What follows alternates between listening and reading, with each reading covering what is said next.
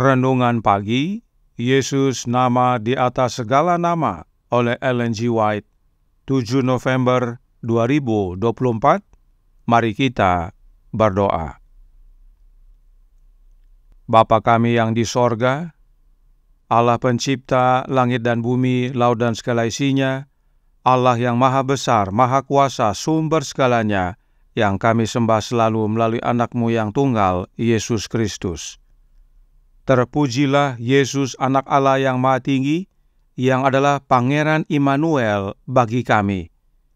Pada pagi hari ini kami bersyukur boleh bangun dan berbakti, dan sebagaimana membaca dan mendengarkan nasihat firman-Mu, kiranya ini menjadi sukacita bagi kami semua, sebab Yesus tidak hanya tinggal di tengah-tengah manusia, tetapi pada akhirnya tinggal dalam hati kami oleh kehadiran Roh-Nya. Beserta kami sepanjang perbaktian ini kehendak-Mu yang jadi, ampun kami akan dosa dan salah, karena kami berdoa hanya dalam nama Anak Allah yang tunggal, Yesus Kristus, yang adalah Tuhan dan Juru Selamat kami.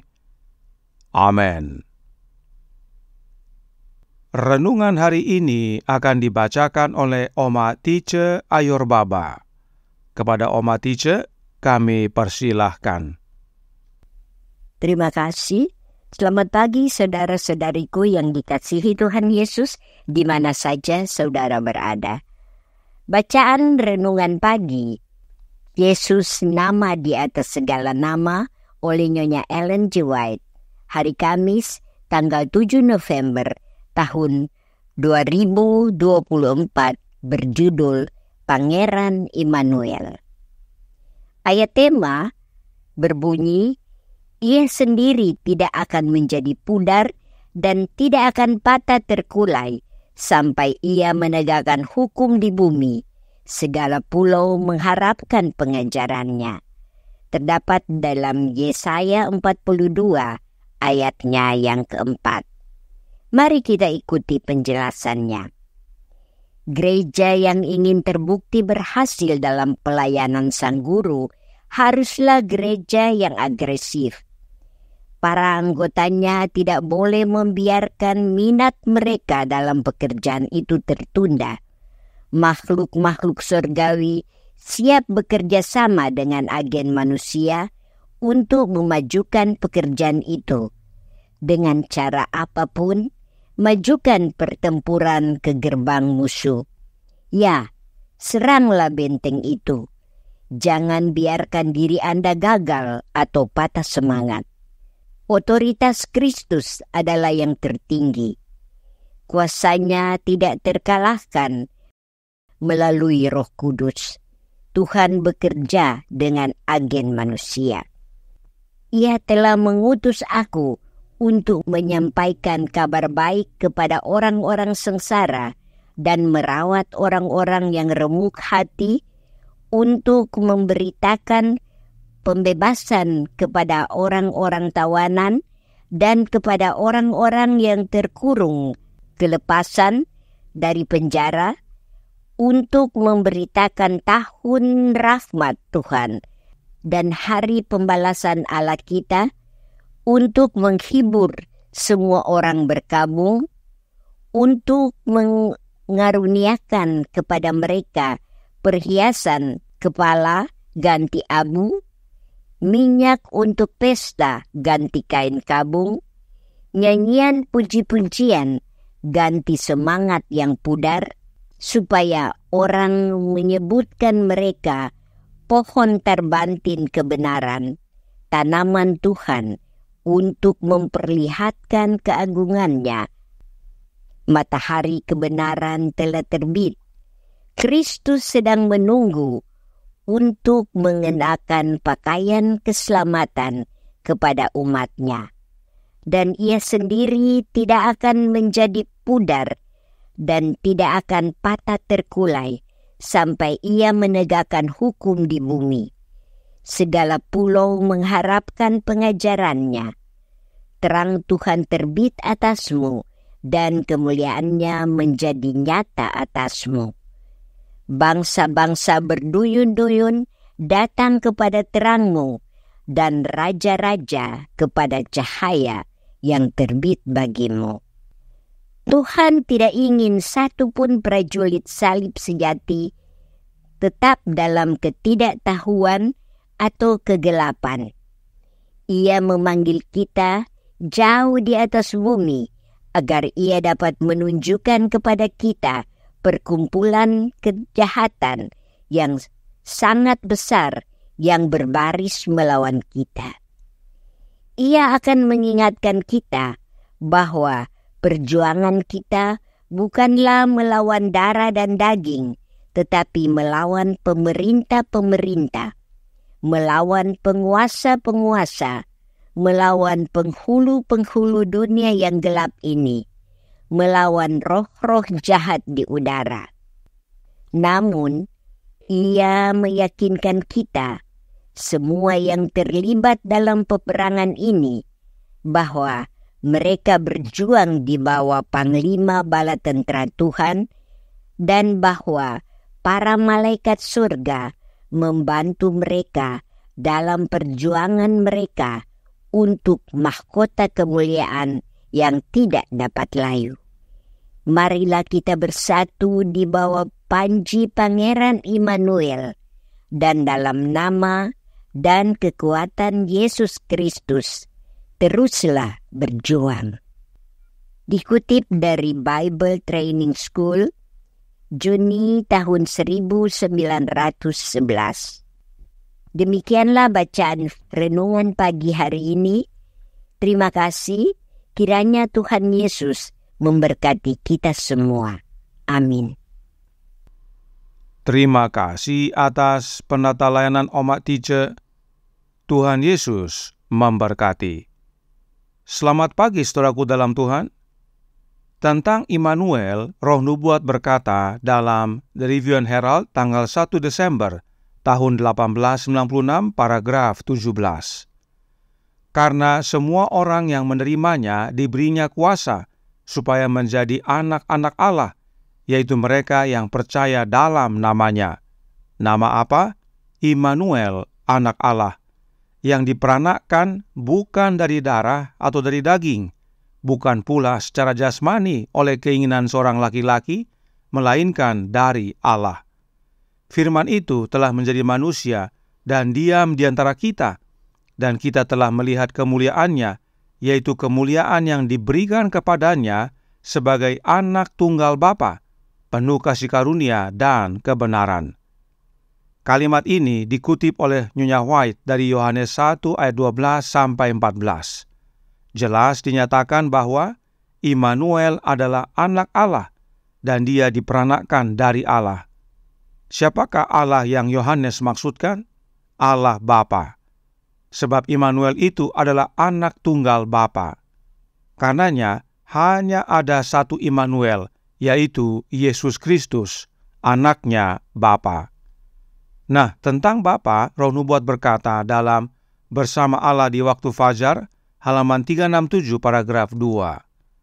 Allah adalah Bapa kita yang mengasihi dan memelihara kita sebagai anak-anaknya. Dia juga adalah Raja Agung dari alam semesta. Allah Bapa adalah Raja Agung alam semesta, dan anak dari seorang raja disebut pangeran. Kemudian kepada Musa Allah berkata dalam Keluaran 25 ayat 8 yang berbunyi, "Dan mereka harus membuat tempat kudus bagiku, supaya aku akan diam di tengah-tengah mereka." Dan tempat kudus atau sanctuary yang dimaksudkan adalah Ka'bah. Jadi, Allah Bapa memerintahkan Musa untuk membangun Ka'bah agar Allah Bapa diam di tengah-tengah umat-umatnya. Inilah prinsip dasar dari Immanuel, yang artinya Allah beserta kita. Ka'bah itulah Immanuel. Karenanya Roh Nubuat berkata dalam The Desire of Ages, halaman 26 paragraf 3 yang berbunyi, "Di sini, di mana anak Allah berkemah dalam kemanusiaan, di mana Raja kemuliaan hidup dan menderita dan mati, di sini ketika Dia akan menjadikan segala sesuatu baru, kemah suci Allah akan ada bersama manusia, dan Ia akan diam bersama-sama dengan mereka. Mereka akan menjadi umat-Nya, dan Ia akan menjadi Allah mereka. Dan sepanjang masa yang tak berujung, saat orang-orang tebusan berjalan dalam terang Tuhan, mereka akan memuji Dia atas karunia-Nya yang tak terkatakan, Immanuel, Allah beserta kita. Inilah dasarnya Yesus disebut Pangeran Immanuel, karena Dia adalah anak Raja alam semesta, dan oleh kehadirannya Allah Bapa hadir bersama kita. Inilah kegenapan dari Ka'bah padang gurun. Itu semuanya adalah lambang daripada Yesus yang kemudian lahir di dunia sebagai Immanuel, sebab oleh kehadiran Yesus, Allah Bapa hadir bersama kita. Allah Bapa beserta kita di dalam Anak-Nya. Itu sebabnya renungan hari ini berkata dalam Jesus Name Above All Names, halaman 328 paragraf 2. Otoritas Kristus adalah yang tertinggi, kuasanya tidak terkalahkan. Hal ini karena Yesuslah satu-satunya Immanuel. Kehadiran Kristus sama dengan kehadiran Bapanya. Dan Bapanya telah mengaruniakan segala kuasa dan otoritas kepada Anak-Nya. Sehingga dimanapun anak berada, hal itu sama dengan Bapa sendiri yang hadir. Dan firman yang anak Allah katakan adalah sama dengan firman yang dari Bapanya. Dan Bapa tinggal dalam Anak-Nya oleh kehadiran Roh-Nya Bapa. Itu sebabnya Yesus berkata, Bapa di dalam aku dan aku di dalam Bapa. Inilah rahasia kemenangan Yesus, Sang Pangeran Immanuel, dan kuasa yang sama Yesus berikan kepada kita, para prajurit-Nya. Itu sebabnya renungan hari ini berkata masih dalam halaman dan paragraf yang sama yang berbunyi, melalui Roh Kudus Tuhan bekerja dengan agen manusia. Roh Kudus yang mana? Roh-Nya Yesus tentunya. Perhatikan, Kisah Para Rasul halaman 41 paragraf 3 menjelaskan. Kristus menyatakan bahwa pengaruh ilahi dari Roh-Nya harus menyertai para pengikutnya sampai kesudahan. Sejak hari Pentakosta sampai kepada waktu ini, penghibur itu telah dikirim kepada semua orang yang menyerahkan diri mereka kepada Tuhan dan kepada pekerjaannya. Perhatikan, Roh-Nya Yesus itulah yang disebut penghibur. Jadi, Roh Kudus yang bekerja bersama kita sampai kesudahan adalah Roh-Nya Yesus. Dan saat kita menerima Roh-Nya Yesus, maka kita menerima Roh-Nya Bapa, sebab Bapa di dalam Anak-Nya, dan saat kita menerima Anak Allah dalam hati kita, maka Bapa pun tinggal dalam hati kita. Sebab memang Yesus adalah Immanuel.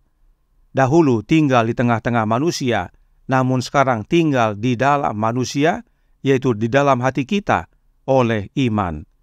Dan barang siapa memiliki Roh-Nya Immanuel, maka meskipun menghadapi pemerintah-pemerintah, melawan penguasa-penguasa, melawan penghulu-penghulu dunia yang gelap ini, melawan roh-roh jahat di udara, kita akan menang, sebagaimana Yesus menang. Karenanya, Jesus Name Above All Names halaman 328 paragraf 3 berkata, marilah kita bersatu di bawah panji Pangeran Immanuel, dan dalam nama dan kekuatan Yesus Kristus, teruslah berjuang, dan kita pasti menang. Tuhan memberkati, saya bawa dalam nama Yesus. Amin. Mari kita berdoa. Bapa kami yang di sorga, Allah pencipta langit dan bumi, laut dan segala isinya, Allah yang maha besar, maha kuasa, yang hadir bersama kami oleh kehadiran Anak-Mu yang tunggal, yaitu Yesus Kristus, Pangeran Immanuel. Pada pagi hari ini kami bersyukur oleh pekabaran yang menguatkan, sehingga masing-masing kami oleh karena iman meminta dan memohon agar Kristus tinggal dalam hati kami. Sebab bila mana Kristus tinggal dalam hati kami, itu sama dengan Engkau ya Bapa tinggal bersama kami. Karenanya tolong kami ya Bapa, karuniakanlah roh Anak-Mu dalam hidup ini, sebab hanya oleh kehadiran Kristus dalam hati kami, maka Engkau beserta kami. Hingga pada akhirnya saat Dia datang kedua kali, kami semua boleh menerima keselamatan oleh perubahan yang dikerjakan oleh Roh-Nya, dan kami boleh tinggal bersama Engkau sepanjang masa kekekalan. beserta kami sepanjang hari ini kehendak-Mu yang jadi. Ampun kami akan dosa dan salah, karena kami berdoa hanya dalam nama Anak Allah yang tunggal, Yesus Kristus, yang adalah Tuhan dan Juru Selamat kami. Amin.